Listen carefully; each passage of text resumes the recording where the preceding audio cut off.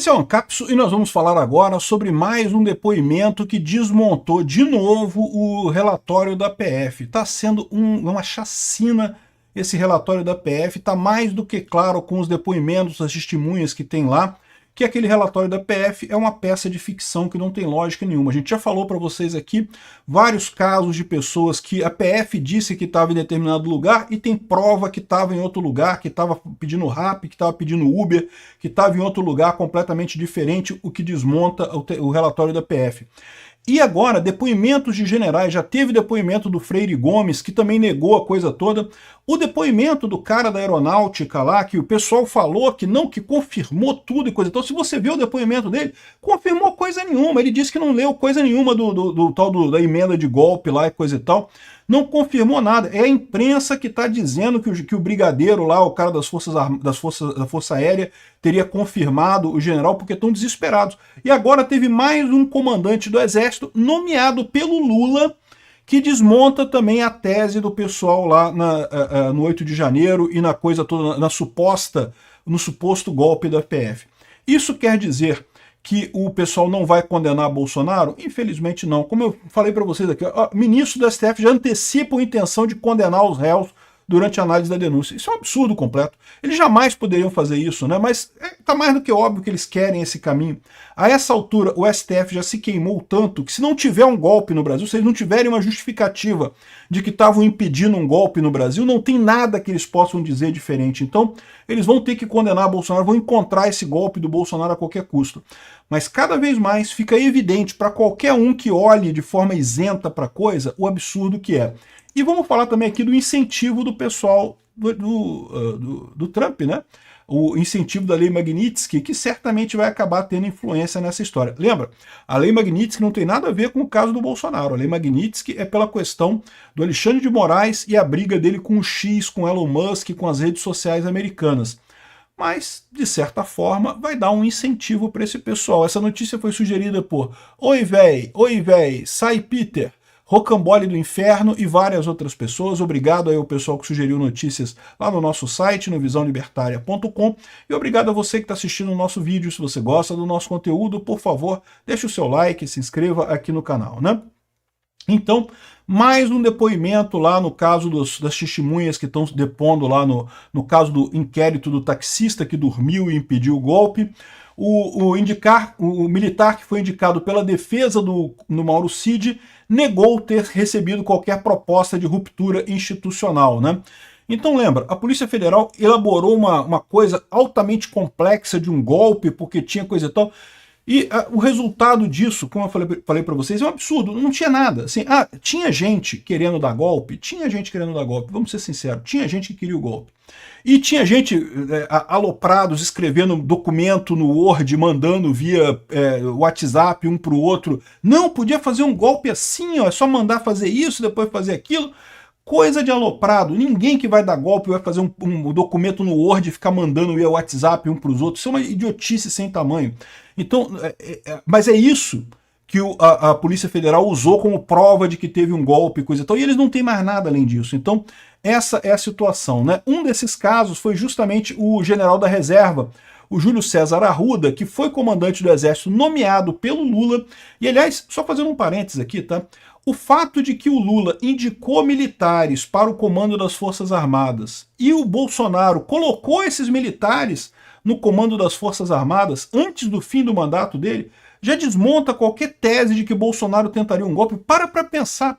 O Bolsonaro ia fazer um golpe, aí ele ia nomear os comandantes das Forças Armadas que foram indicados pelo Lula?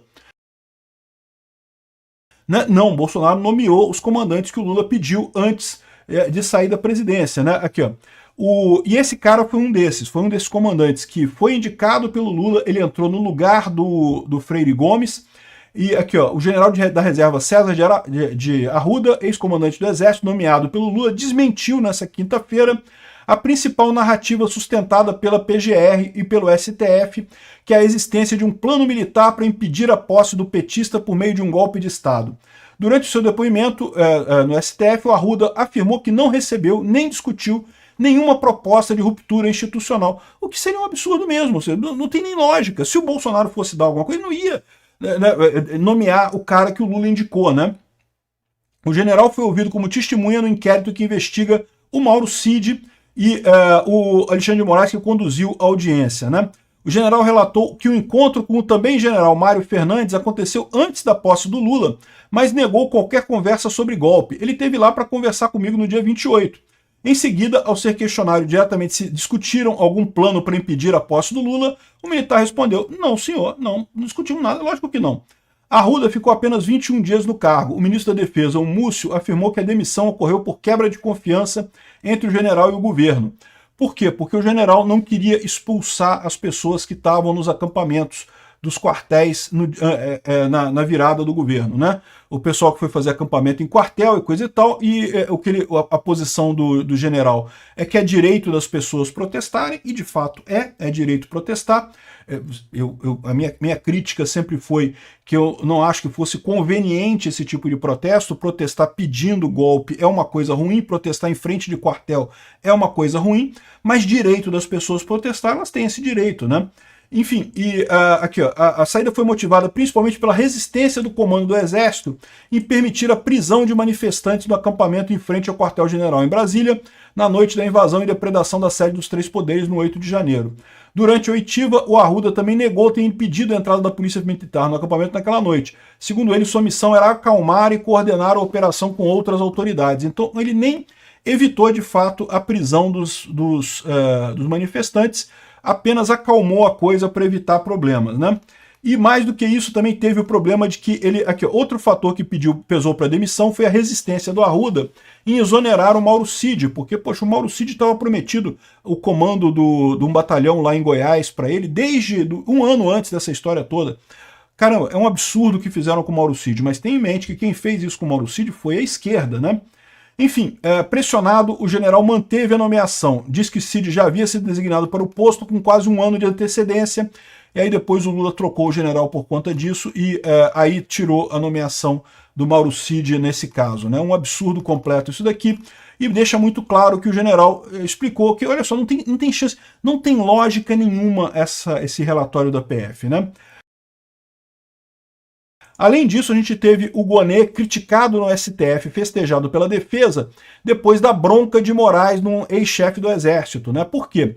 Quando o Freire Gomes falou que tudo aquilo que o Gonê colocou ali era mentira, que não tinha lógica nenhuma que tinha naquele negócio ali, o Alexandre de Moraes que tomou a defesa do relatório. O Gonê não conseguiu defender o relatório, não conseguiu defender a denúncia que ele fez lá, gaguejou um monte de coisa, não falou nada. O Alexandre de Moraes que entrou para falar coisa. Agora, olha o absurdo que é isso, porque o Alexandre de Moraes é o juiz. Em tese, num julgamento, você tem o acusado, né, o réu, e você tem a promotoria, a PGR acusando. Quem deveria defender o relatório da PF, quem deveria defender é o Gonê. O Gonê não conseguiu defender nada. E aí o Alexandre de Moraes que entrou defendendo a coisa. Cara, é um absurdo tão grande esse processo, é tão óbvio que o Alexandre de Moraes quer porque quer condenar o Bolsonaro, quer porque quer condenar todo mundo, independente de ter alguma coisa, de ter prova, de ter relatório, de ter evidência, não tá nem aí, o cara quer condenar porque quer condenar, né? É o que tá mostrando aqui, ó. Ministros do STF antecipam intenção de condenar réus durante a análise da denúncia. Tá mais do que claro que, aqui ó, o recebimento da denúncia na terça-feira, dia 20, alguns dias atrás, falas de ministros da corte deram sinais claros que eles são a favor da condenação dos réus, mesmo antes do início da fase de instrução processual. Instrução processual, em tese, é o momento em que o juiz vai tomar contato com o processo, que ele vai ler as provas que tem de cada lado, vai ler os testemunhos, vai ouvir os testemunhos de cada lado. Então, em tese, no momento inicial, o juiz não tem conhecimento nenhum, ele não deveria ter lado nessa história, né? Mas, de novo, isso seria num julgamento correto, num julgamento dentro do devido processo legal. O que a gente está vivendo agora é claramente uma corruptela, é um julgamento show, um negócio que não tem nenhuma lógica, uma coisa que está sendo feito, um circo que está sendo feito para condenar Bolsonaro a qualquer custo, né? Aqui, ó. As declarações foram feitas em uma etapa do processo no qual, em uma democracia, a corte deveria apenas analisar se há indícios mínimos para abertura da ação penal sem antecipar juízo de mérito, e não foi o que aconteceu. O ministro Alexandre de Moraes chamou os réus de golpistas, antes mesmo que a denúncia referente ao núcleo 3 dessa petição tivesse sido recebida. 9 militares e um policial federal se tornaram réus. Em relação aos militares denunciados, Moraes afirmou: são oficiais das Forças Armadas desrespeitando a hierarquia e a disciplina, Não bastasse desrespeitar a democracia para vazar uma carta golpista para expulsar o comandante do exército, que não expulsou, né? O comandante do exército falou que não teve nada disso, né? Nada de cerveja entre amigos, talvez veneno entre golpistas para atacar a Constituição. Ou seja, o Alexandre de Moraes, que deveria ser o juiz, ele já está acusando todo mundo. Que história é essa? Que absurdo é esse, né? Moraes também fez ataques pessoais ao jornalista Paulo Figueiredo, outro dos denunciados que ainda terá seu caso avaliado, chamando-o de pseudo-jornalista e afirmando que atenta contra a democracia do Brasil sem ter coragem de viver no Brasil.